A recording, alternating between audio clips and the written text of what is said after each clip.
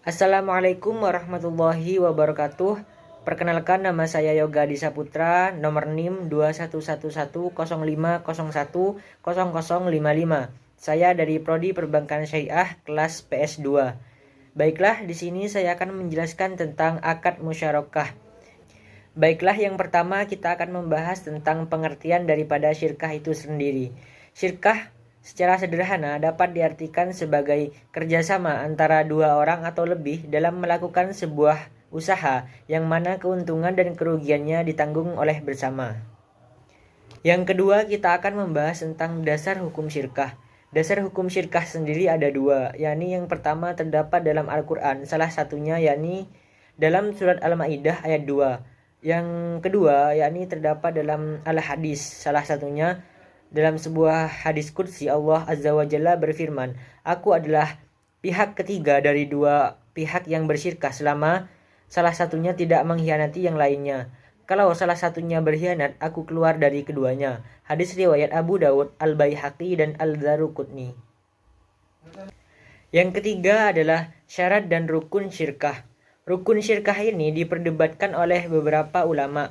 Menurut ulama Hanafiyah berpendapat bahwa rukun syirkah ada dua, yakni ijab dan qabul, atau dengan kata lain bisa kita sebut dengan akad.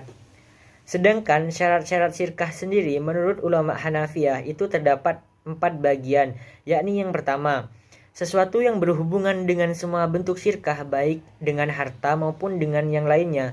Dalam hal ini terdapat dua syarat, yakni yang pertama, berkenaan dengan benda yang diakadkan adalah harus dapat diterima sebagai perwakilan, artinya benda yang disyirkahkan tersebut nyata adanya dan dapat dilihat.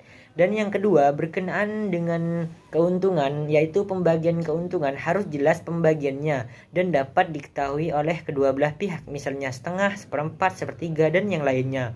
Yang kedua, yakni sesuatu yang berhubungan dengan syirkah mal atau harta. Dalam hal ini terdapat dua masalah yang harus dipenuhi. Yang pertama, modal yang dijadikan sebagai objek akar syirkah adalah dari alat pembayaran uqud, seperti rial, rupiah, dan yang lainnya.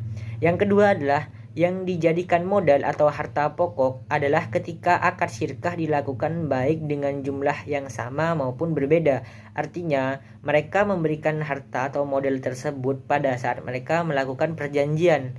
Yang ketiga, sesuatu yang berhubungan dengan syirkah mufwadah, bahwa dalam mufwadah itu diisyaratkan ada 3, yakni yang pertama modal atau harta pokok. Dalam syirkah mufwadah ini harus sama pembagian hartanya atau pembagian modalnya. Yang kedua, bagi yang bersyirkah ahli dalam kafalah. Yang ketiga, bagi yang dijadikan objek akad yang disyaratkan syirkah umum, yakni pada semua macam jual beli atas perdagangan. Yang keempat, adapun syarat yang berhubungan dengan syarat syirkah inan ini sama dengan syarat-syarat syirkah mufwadah pada sebelumnya. Sedangkan menurut ulama madhab Malikiyah, syarat-syarat yang bertalian berhubungan dengan orang yang melakukan akad ialah merdeka, baligh, dan pintar. Syafi'i berpendapat bahwa syirkah yang sah hukumnya hanyalah syirkah inan, sedangkan syirkah yang lainnya itu tidak sah atau batal. Yang selanjutnya adalah pembagian akad syirkah.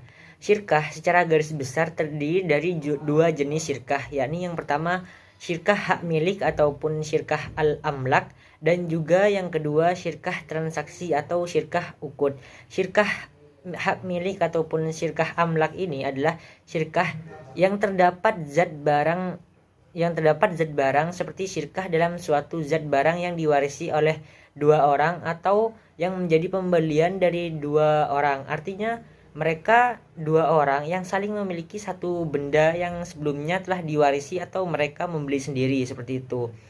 Dan yang selanjutnya adalah syirkah transaksi, yaitu syirkah yang objeknya adalah pengembangan hak milik atau lebih sederhananya adalah kerjasama antara dua orang dalam modal dan keuntungan, misalnya transaksi jual beli dan yang lainnya. Sedangkan syirkah transaksi ini atau syirkah al-uqud ini dibagi menjadi 5, yakni yang pertama syirkah inan, abdan, mudharabah, wujuh, dan mufawadoh. Yang pertama adalah syirkah inan. Syirkah inan adalah kerjasama di antara dua orang atau lebih yang masing-masing pihak berinvestasi secara bersama-sama mengolah modal yang terkumpul dengan kesepakatan bahwa keuntungan dan resiko kerugian ditanggung bersama. Dengan demikian, setiap pihak yang bekerja sama memberi kontribusi modal dan ikut berpartisipasi dalam bekerja. Seperti itu. Yang kedua adalah syirkah abdan. Disebut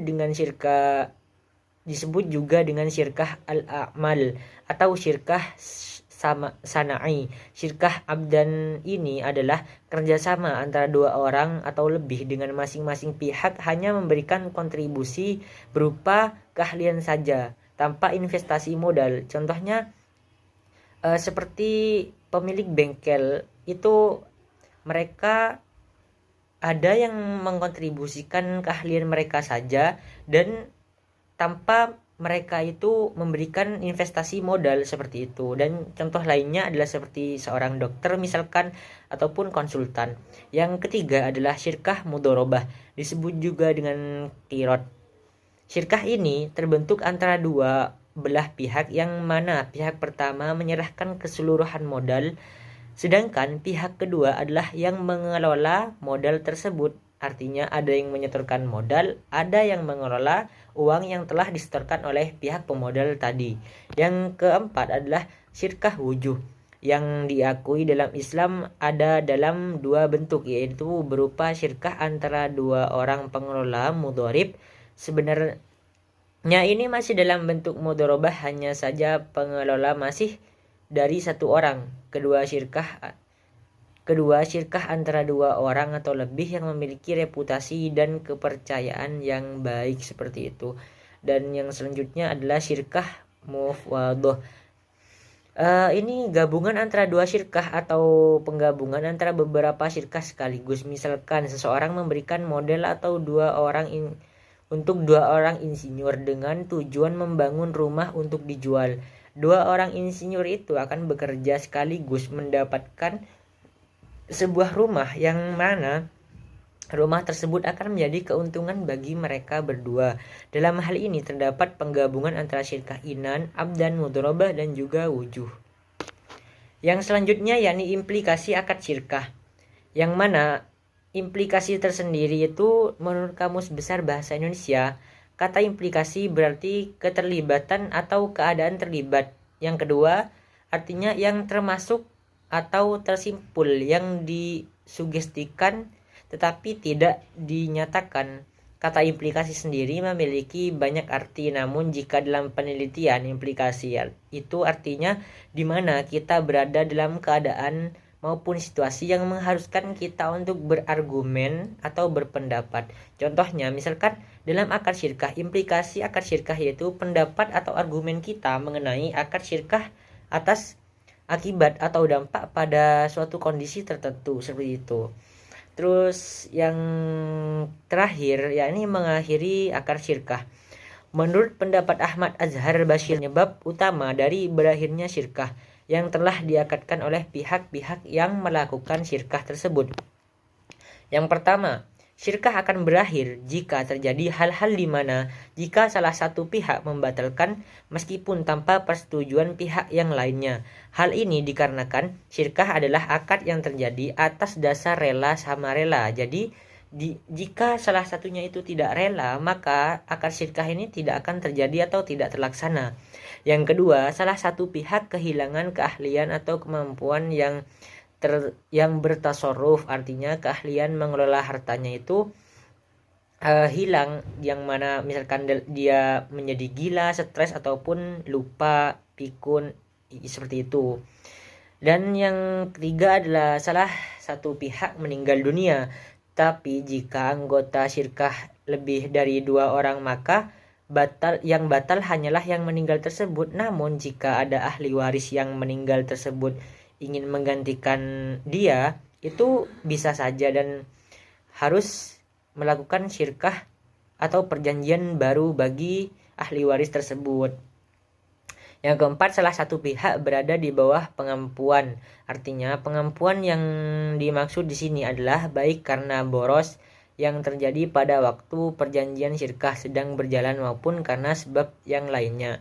Yang kelima, salah satu pihak jatuh bangkrut yang berakibat tidak berkuasa lagi atas harta yang menjadi saham syirkah. Pendapat ini dikemukakan oleh mazhab Maliki, Syafi'i, dan Hambali. Hanafi berpendapat bahwa keadaan bangkrut itu tidak membatalkan perjanjian yang dilakukan oleh yang bersangkutan. Mungkin cukup sekian presentasi yang dapat saya berikan.